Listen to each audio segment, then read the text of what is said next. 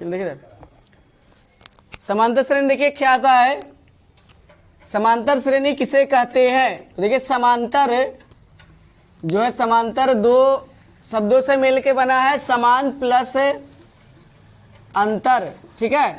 तो देखिए यदि किन्हीं दो अवयवों के बीच का अंतर समान हो उसे कहेंगे समांतर श्रेणी, ठीक है, उसे कहेंगे समांतर श्रेणी। या अगर दो अवयव समान हो, देखिए इधर जैसे 2, 4, 6, 8, 10, इन सब के बीच में कितना अंतर है, 2 का है अंतर, 2 का। तो अंतर कितना है, सबका अंतर समान है, और जब सबका अंतर समान है उसको कहेंगे समांतर श्रेणी। याद रखिएगा, अगर अंतर समान ना हो तो समांतर श्रेणी नहीं कहलाएगा। जैसे इसको देखते हैं, देखो इधर इसको देखो तो 2 इसका अंतर है, इसका 2 अंतर है, इसका कितना अंतर है, 1, ठीक है, इसका अंतर 1 और इसका अंतर 2। इसका मतलब है ये समांतर श्रेणी नहीं होगा। क्यों? क्योंकि इन सब के बीच का अंतर समान नहीं है, ठीक है। जब अंतर समान नहीं तो समानांतर श्रेणी नहीं कहलाएगा, ठीक है। तो समांतर श्रेणी किसे कहेंगे, तो वह पदानुक्रम जो या जिनके बीच के सभी अवयवों के बीच का अंतर मतलब समान हो उसे कहेंगे समांतर श्रेणी। क्या कहेंगे, समांतर श्रेणी कहेंगे। और ध्यान दीजिएगा, समांतर श्रेणी 2 प्रकार के होते हैं। समांतर श्रेणी 2 प्रकार के होते हैं। एक हो गया, क्या बताए थे, स्थित नहीं, सीमित, सीमित, और एक हो गया असीमित, या इसका दूसरा नाम बताए थे, 3 नाम बताए थे, क्या क्या, सीमित, हाँ परिमित, परिमित, और दूसरा अपरिमित, ठीक है। परिमित समांतर श्रेणी, अपरिमित समांतर श्रेणी। अब ध्यान दीजिएगा कि इसके 2 प्रकार हैं, समांतर श्रेणी 2 प्रकार के हैं, परिमित समांतर श्रेणी, अपरिमित समांतर श्रेणी। तो परिमित समांतर श्रेणी किसे कहेंगे, ठीक है, परिमित समांतर श्रेणी किसे कहेंगे, तो वह समांतर श्रेणी जिसमें अवयवों की संख्या गिनी जा सकती है या बता सकते हैं उसे कहेंगे परिमित समांतर श्रेणी। देखिए जैसे ये क्या लिखे हैं, 2, 4, 6, 8, 10। अगर कोई पूछ दिया, देखो इसमें जो लिखा हुआ है वो अवयव है, 1 गो, 2 गो, 3 गो, 4 गो, 5 गो, 6 गो, ठीक है, ये सारे क्या है, अवयव है। तो हम बता सकते हैं कि के गो एकरा में होगा अंक, अंक के गो है, 1, 2, 3, 4, 5, 6, बता सकते हैं ना। इसमें हम लोग क्या कर सकते हैं, बता सकते हैं कि इतना अंक है। तो ये हो गया परिमित, जिसके अवयवों की संख्या गिनी जा सके।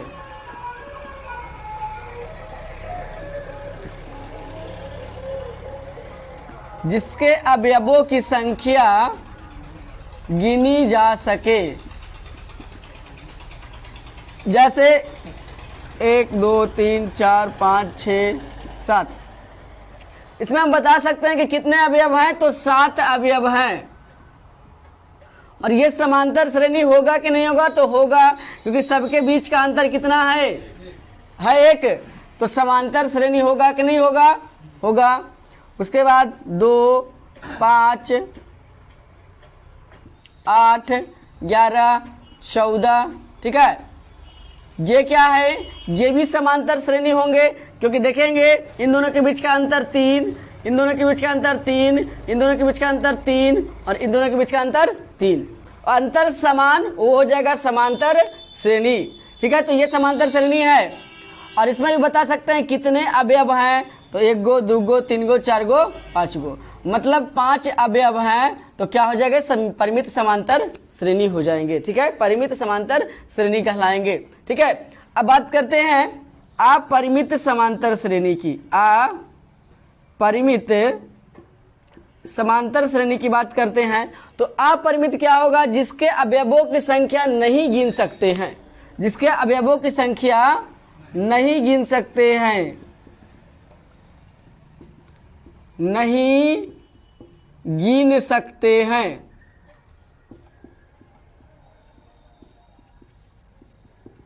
जिसके अवयवों की संख्या ना गिने, कंफर्म ही ना हो कि कितने अवयव हैं, तो उसे क्या कहेंगे, अपरिमित समांतर श्रेणी। जैसे 2 4 6 8 10 डॉट डॉट डॉट डॉट। ठीक है, ये किसका मतलब है कि ऐसे चलते चलते चलते चलते कहाँ तक जाएगा, कोई फिक्स है?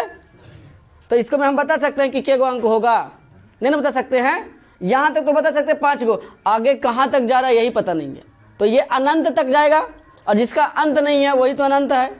तो जिसका अंत नहीं है उसको हम गिन करके नहीं बता सकते हैं, तो इसको कहेंगे अपरिमित समांतर श्रेणी। क्यों? क्योंकि इसके अवयवों की संख्या क्या हो रही है, गिन नहीं सकते हैं, इसीलिए क्या होगा, अपरिमित समांतर श्रेणी। पहले प्रश्न देगा समांतर श्रेणी पहचानने का, वो कैसे पहचानेंगे, तो सबके बीच का अंतर देखेंगे। ठीक है, वो होगा समांतर श्रेणी। ठीक है, उसके बाद देखेंगे कि परिमित है कि अपरिमित है, तो जिसमें क्या होगा, ध्यान दीजिएगा, लास्ट में क्या डॉट होगा, ऐसे मतलब फुल स्टॉप होगा, वो होगा परिमित, और जिसमें डॉट डॉट डॉट डॉट करके होगा वो होगा अपरिमित। यानी कि जिसकी संख्या गिन सके उसे परिमित, और जिसकी नहीं गिन सके उसे अपरिमित समांतर श्रेणी कहा जाता है। ठीक है, देखिएगा हम लोग क्या लिखते हैं, प्रथम पद, ये होगा प्रथम पद, ये होगा दूसरा पद, ये होगा तीसरा पद। ठीक है, ऐसे करते करते चौथा पांचवा होगा। ठीक है, और एक होगा लास्ट पद। ठीक है, मतलब अंतिम पद। अभी ध्यान देंगे, प्रथम पद, पद को इंग्लिश में बोलते हैं टर्म। क्या बोलते हैं, टर्म। टर्म मतलब पद होता है। तो हम लोग शॉर्ट नाम लिखना चाहे तो इसको क्या लिख सकते हैं, तो इसको लिखेंगे T1, इसको लिखेंगे T2, इसको लिखेंगे T3, T4, T5। ठीक है, समझ में आया? देखिए T1 क्या हो जाएगा, तो T1 2 हो जाएगा, T2 कितना हो जाएगा 4, T3 कितना हो जाएगा 6, T4 कितना हो जाएगा 8, और T5 कितना हो जाएगा 10। ये होगा, ये ऐसा हम लोग लिख सकते हैं कि नहीं लिख सकते हैं, टर्म 1, टर्म 2, पद व प्रथम पद, दूसरा पद, तीसरा पद, ऐसे करके हम लोग लिख सकते हैं, बना सकते हैं। ठीक है, याद रखिएगा, क्योंकि ज़्यादातर जो सूत्र में है वो टी ही यूज होगा। पहला पद दूसरा पद लिखेगा जरूर, लेकिन हम लोग सूत्र में सीधे मतलब जो भी बनाएंगे वो बनाएंगे T1 T2 को लेकर के। ठीक है, अभी ध्यान दीजिए, देखो इधर क्या होगा, एक होता है सार्व अंतर। क्या होगा, सार्व अंतर। और सार्व अंतर मतलब डिफरेंस, सबका डिफरेंस। तो डिफरेंस का क्या मीनिंग है, डी। ठीक है, तो सार्व अंतर को डी से दर्शाया जाता है, सार्व अंतर को डी से दर्शाया जाता है। और सार्व अंतर कैसे निकालेंगे, तो इसका सूत्र होता है T2 minus T1 T3 minus T2। मतलब क्या होगा, पीछे वाला में से आगे वाला घटाना है। देखिए इधर T2 यही ना होगा, नहीं दिख रहा है आपको, आप इधर आ जाइए। ठीक है, नहीं होगा तो सामने से आ जाइए इधर। देखिए T2 माइनस T1 मतलब पीछे वाला में से किसको घटाना है, आगे वाला को। हमेशा पीछे वाला में से क्या घटाना है, आगे वाला को, तब क्या निकलेगा, सार्व अंतर। जैसे अगर इसकी सार्व अंतर की बात किया जाए तो क्या होगा, T2 कितना है 4, T1 कितना है 2 होगा। फिर उसके बाद T3 कितना है 6। ठीक है, और T2 कितना है 4। देखिए करना क्या है, पीछे वाला में से आगे वाला घटा दीजिए, तो 4 में से क्या घटाएंगे 2, पीछे वाला में से आगे वाला घटा दीजिए तो 6 में से क्या घटाएंगे 4। इन दोनों का अंतर क्या होगा, 2 होगा। तो ये क्या होगा, समांतर श्रेणी होगा। और ये हमने क्या निकाल दिया, सार्व अंतर। और पूछेगा आपसे प्रश्न में, ऑब्जेक्टिव में दे देगा सार्व अंतर निकाले। ठीक है, ऐसा आपको दे दिया, और क्या करना है, सार्व अंतर निकालना है। तो सिर्फ क्या करना है, पीछे वाला में से आगे वाला को घटा देना, बस। देखेंगे कि कितना का अंतर सबके बीच है, वही होगा सार्व अंतर। क्या होगा, सार्व अंतर। और पहला पद को प्रथम पद कहते हैं, अंतिम पद को अंतिम पद कहेंगे, जो अंतिम में रहेगा। ठीक है, तो सार्व अंतर क्लियर है ना, इतना क्लियर है। ठीक है, हम लिखाएंगे,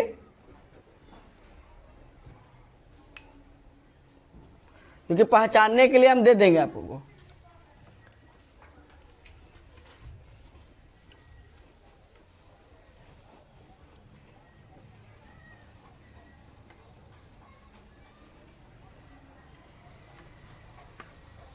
चलिए लिखिए समांतर श्रेणी क्या है। लिखिए समांतर श्रेणी क्या है।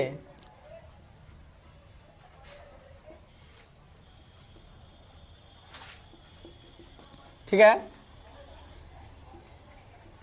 ऐसा पदानुक्रम, हाँ ठीक है, जिनमें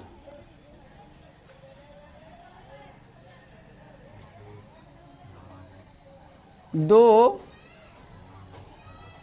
क्रमागत अवयवों के बीच का अंतर समान हो,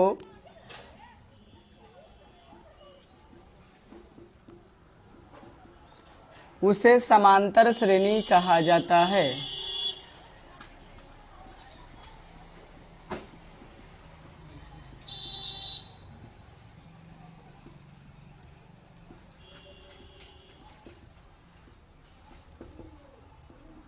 ठीक है, उसे समांतर श्रेणी कहा जाता है।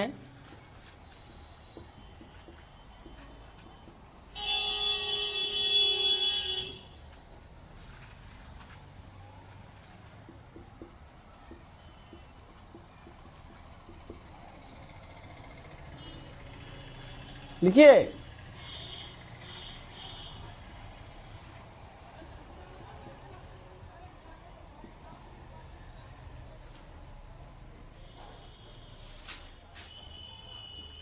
समांतर श्रेणी दो प्रकार के होते हैं।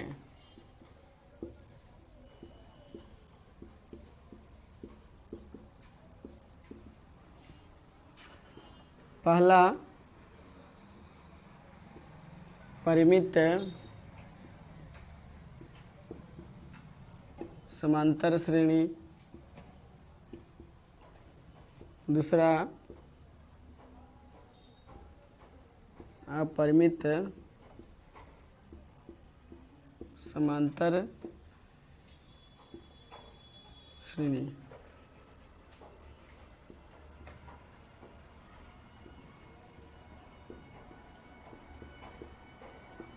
परिमित समांतर श्रेणी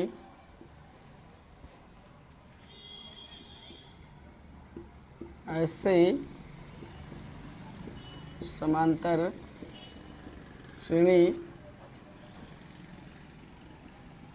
जिसके अवयवों की संख्या गिनी जा सके, उसे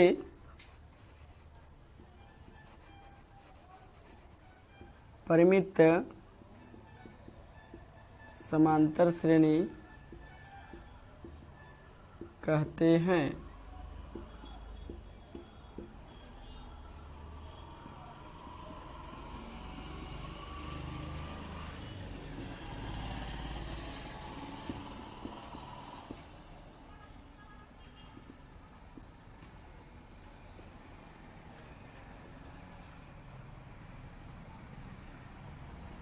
अपरिमित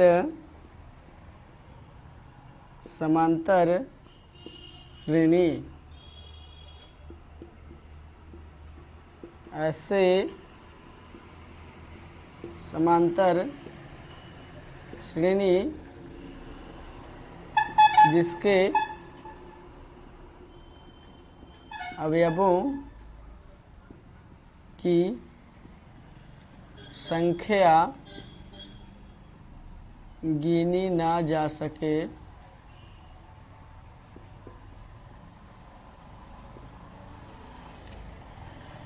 उसे